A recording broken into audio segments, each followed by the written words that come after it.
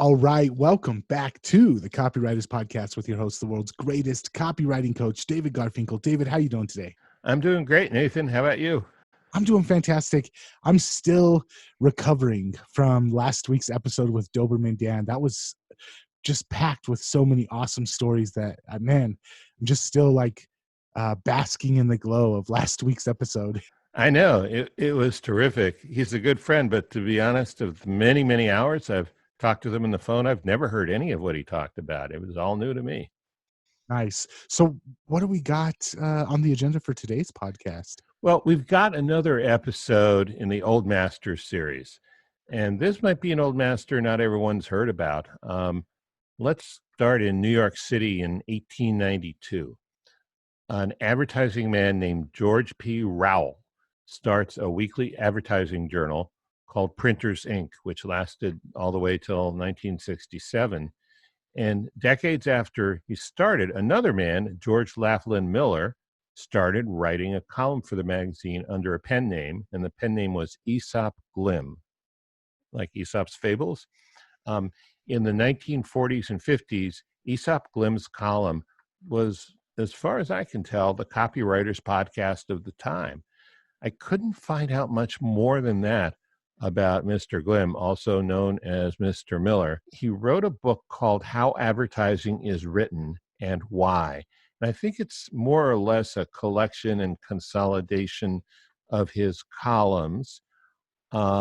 It's almost impossible to find. I saw 2 copies available on Amazon as out-of-print books.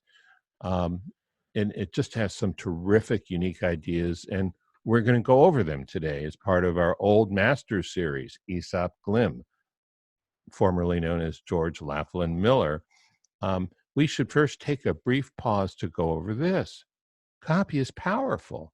You're responsible for how you use what you hear on this podcast. And most of the time, common sense is all you need. But if you make extreme claims, and if you're writing in highly regulated industries like health, finance, and business opportunity, you may want to get a legal review after you write and before you start using your copy. My larger clients do this all the time.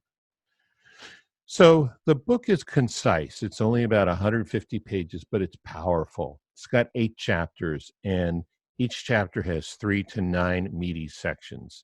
I mean, we could really do a podcast in any one of those sections, but I'm going to try and cover more than that. I've cherry-picked 4 key ideas I haven't seen presented anywhere else in this way. And we're going to cover the bare bones of Aesop Glim's ideas and then fill in the blanks with our own examples and comments. And I'd sure love to hear some of your comments too, Nathan, about these things. Not that I need to ask, but I just want to let you know. So let's start with the first one.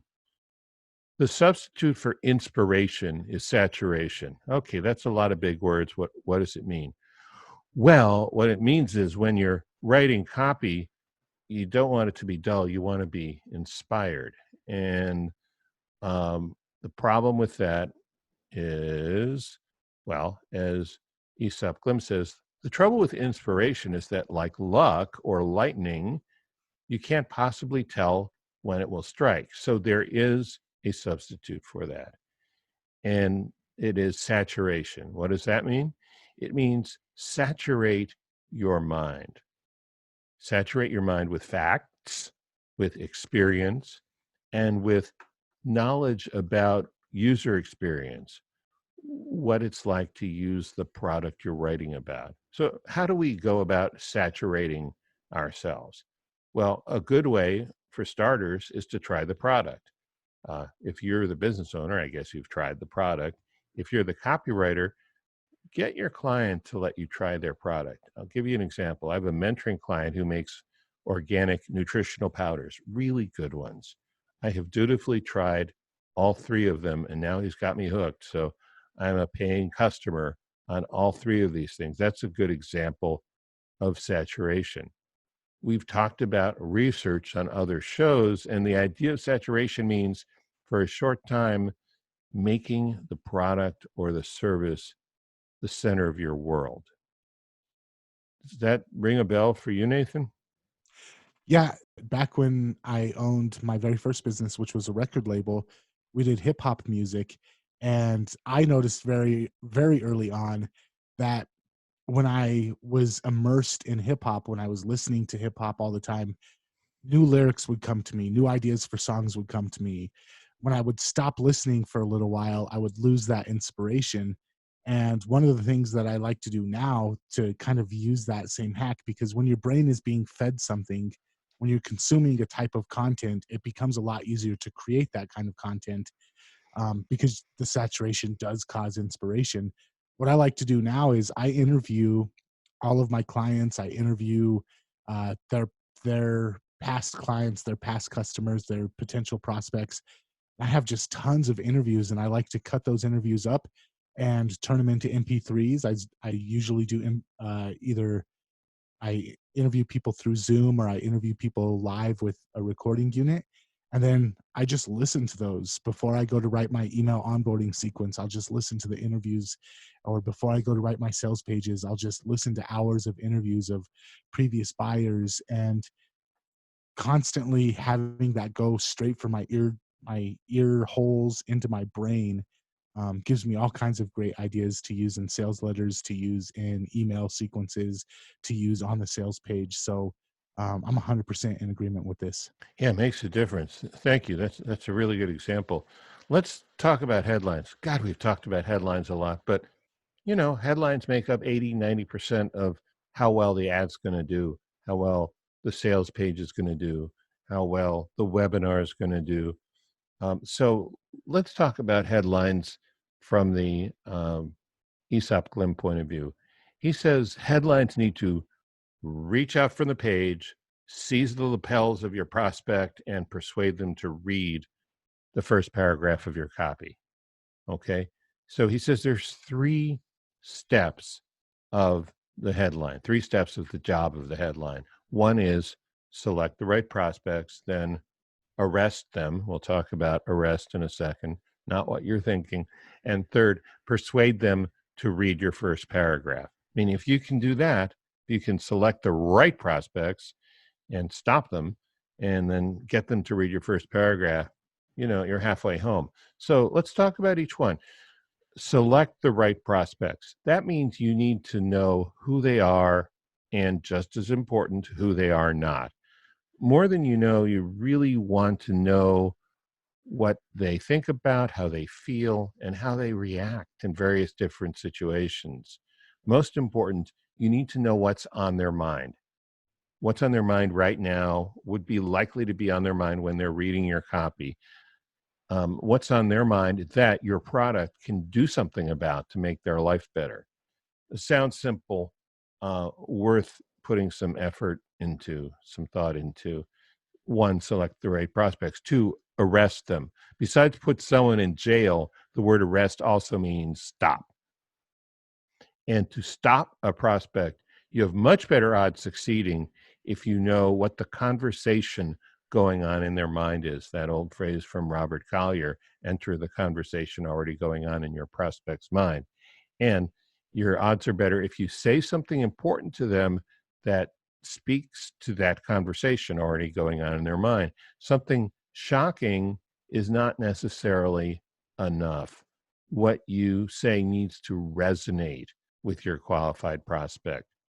And the third thing is to persuade them to read your first paragraph. This is basically an expansion of resonating with what's on the mind of your prospect. Once you have their interest, go deeper on the same topic. Make it personally compelling. Any thoughts on that, Nathan? Other than just reemphasizing how important the headline is, because if you can't do these 3 things with the headline, they're not going to read the rest of your sales letter. Yep. And that's where a lot of people fall down. So third one, this is, I think, different from anything I've heard from anyone talking about copy. I certainly heard what I'm about to tell you in journalism and in English literature class. And you know what, Nathan? We're going to have our first poetry reading on the Copywriters Podcast right now. It's a poem by Rudyard Kipling, and it's called I Keep 6 Honest Serving Men. Don't worry, it's short. I keep 6 honest serving men. They taught me all I knew. Their names are what and why and when and how and where and who. Okay? Who, what, why, when, where, and how in a different order. Now, Aesop Glim, this is his Rudyard Kipling secret for copy -1. He left out the how. And that we could debate that. Sometimes it's good to talk about how, especially when you're talking about your mechanism. But let's just go with when, where, who, what, and why. The five that Aesop Glim talks about. I'll give you an example. Listen to the sentence. Yesterday in Australia, one of my clients had a major breakthrough because of one stunning idea he swears he'll use from now on to write copy. And let's break that down. Yesterday, when in Australia, where one of my clients who had a major breakthrough, what? Because of one stunning idea he swears he'll use from now on to write copy. Why he had that breakthrough. Okay, that's pretty cool. That's pretty interesting. Most people don't do that, but when you do that, it adds a level of interest to your copy that it didn't have before. And here's something to kick it up a notch, even better. Put most of your copy in the present tense, not the past, not the future, not the conditional, not the subjunctive, not the past perfect, but the present tense. So let's do that same sentence again, but put it in the present. And listen to this. See how you react. See if you get interested. In Australia, one of my clients is having a major breakthrough because of one stunning idea he swears he'll use from now on to write copy. Okay, I'll use Aesop Glim's example for putting headlines in the present tense versus another tense. I'm not even sure which one it is, but it's not present.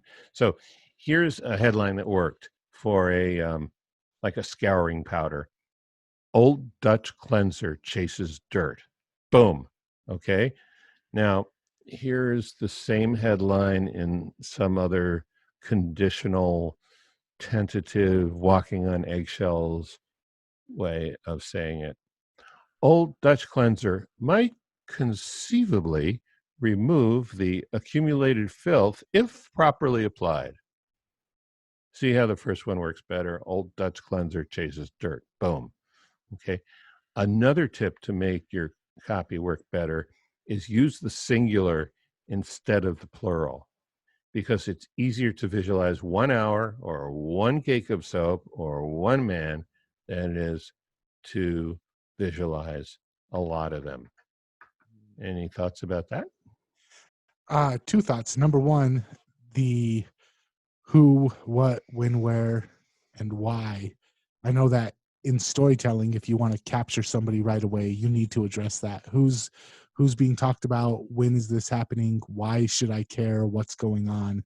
Those are important things that I see a lot of people miss out in their copy, or maybe they get to it, but they don't get to it right away. And I'm a firm believer that in any kind of written message, at least within the first paragraph, you should cover all 4 of those points, if not the 5th as well.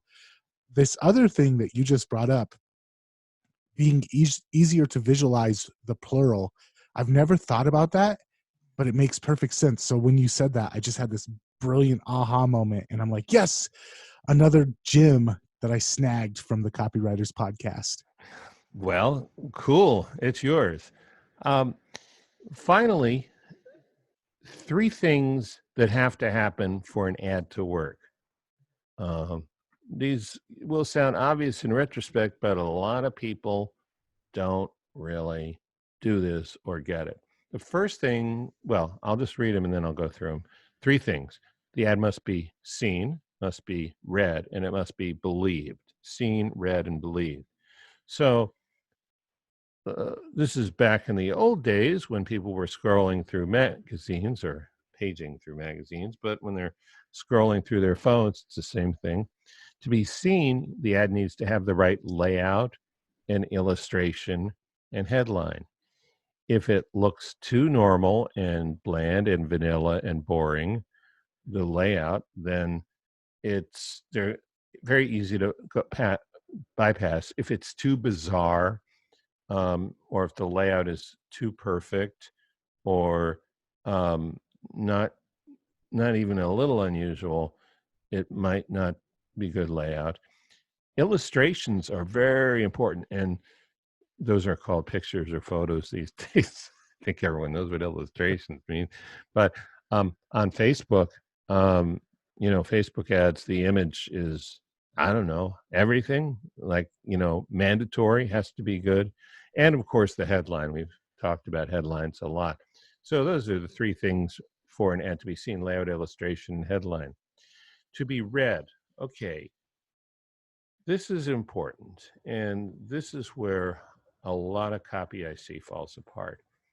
And sometimes you can only get this by writing it first and looking at it later, and putting on your critical hat and looking at it to see what's missing. You need a logical sequence of ideas. You need to use familiar words. Don't show off your vocabulary or your technical expertise, or try to be the smartest guy or gal in the room. Use ordinary words, and use a simple sentence structure with helpful punctuation. So a lot of people don't know much about punctuation, and they misuse it all the time. And it's not about, he didn't say perfect punctuation. He said helpful punctuation. So if you're saying something, and say, if you were saying it like I'm doing now, there would be pauses. You want to have a comma, or the famous 3 dots, the ellipses. Okay. Really long run-in sentences are very hard to take in. So a period and the start of a new sentence can really help readability and completion of the ad by the reader, and response and sales. Logical sequence of ideas, familiar words, and simple sentence structure and helpful punctuation to be read. The third thing, to be believed. This, of course, is where ads fall apart even when they've got all the technical stuff right. To be believed, an ad needs to have facts which create conviction. Now, these next two will go against a lot of stuff you've seen, but not much good stuff you've seen. And to be believed, your ad will neither minimize nor maximize how important what we're selling is.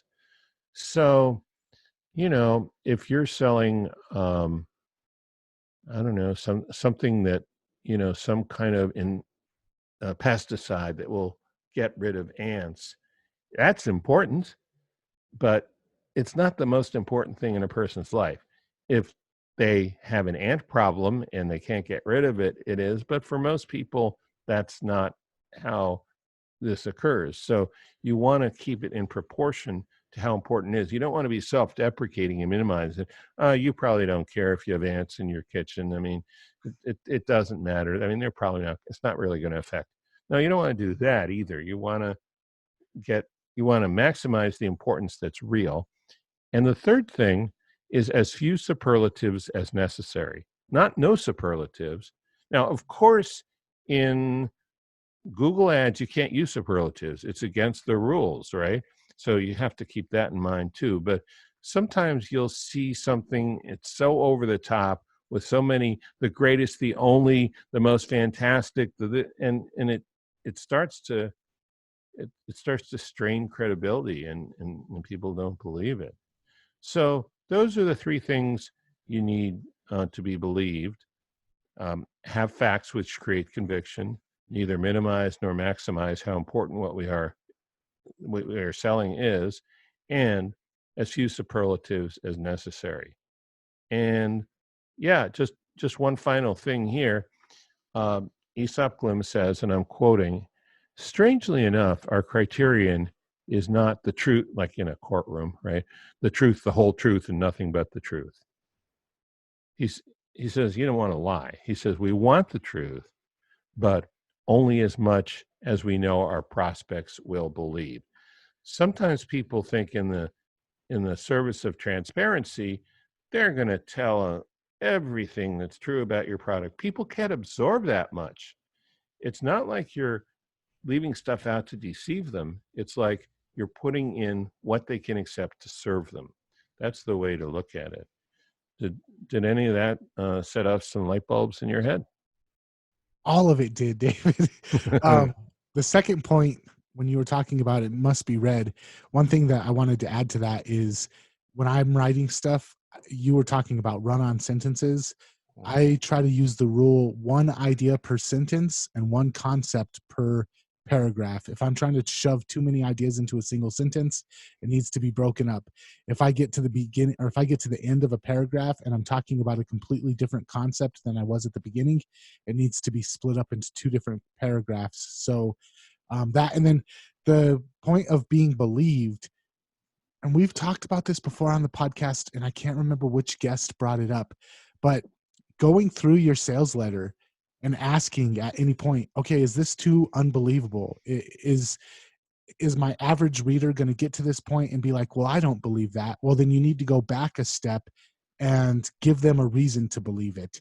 And that's so important that I see so many ads nowadays that just right at face value, I look at them, I'm like, nobody's going to believe this. The claim is too good to be true. The promise is too good to be true. It's the same garbage promise that I've heard every other marketer make that none of them were able to deliver on. And I don't know. So it seems like there's a plague of copywriters out there who don't understand how important the third aspect is. Your copy needs to be believable. It does. And one of the traps I think we run into as copywriters and as business owners is we believe something, we know it's true. And so we figure, well, I know this is true, or I happen to believe this, so I'm just going to tell somebody. What we don't bear in mind is, what did we have to go through in terms of learning and experience to get to the point where we believed that it's true? And if we can't replicate that in our copy by taking the reader through that same path of learning and experience, then we may have to not modify it, not lie, but trim it back, scale it back, whittle it back a little bit in order to make it work. Yeah, man, I am loving this Old Masters series. So far, every episode that you've done on him has just been fire. I want to get your take on something. Sure. And this might even be one of those questions where the answer is just so obvious. But why is it that so many of these books and these teachings from people over 100 years ago are still so relevant, even with all the major advances that we've had in marketing and advertising especially over the last like 10, 20 years with the invention of the internet? All of this stuff still seems to be just as solid as it was when it was written.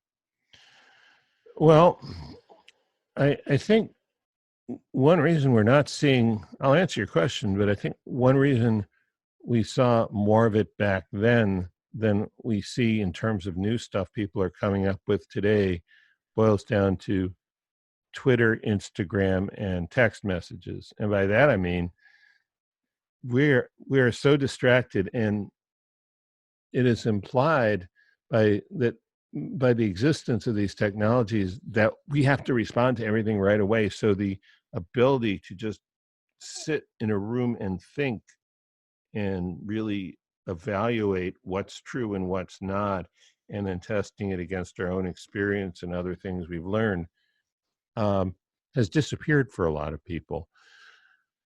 I think the reason it's true is that even, people think we live in a different world, and we do, but our brains our nervous systems, our neurology, our,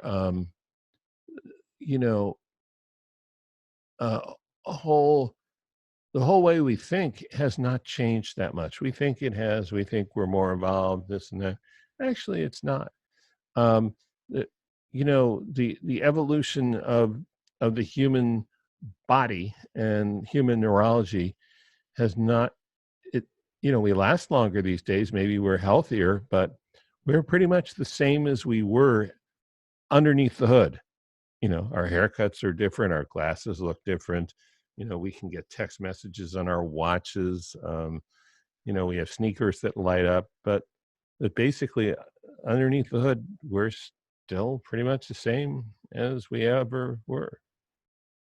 Yeah, it's crazy to me that the same things that worked in an ad that was ran on a newspaper where they actually had to, you said illustrate, because they couldn't transpose a photograph, but the same concepts 150 years later are the exact same concepts that still work in a Facebook ad. It's just crazy to me. It's crazy, but it's worth admitting that it's true. Okay, David, man, we went over a lot today, and again, I'm just loving this series. Anything else before we're out of here? No, I'm going through hundreds of books to see if I can find any more, that actually fit the category of old masters, where it's something, it's hard. I've gone through a lot of books that have great stuff in them, but they just wouldn't work for a podcast episode. So I will keep reviewing, and meanwhile, we've got lots of other good stuff coming ahead. Nice. All right, man. Until next time, we will catch you later. Okay, catch you later. Thanks.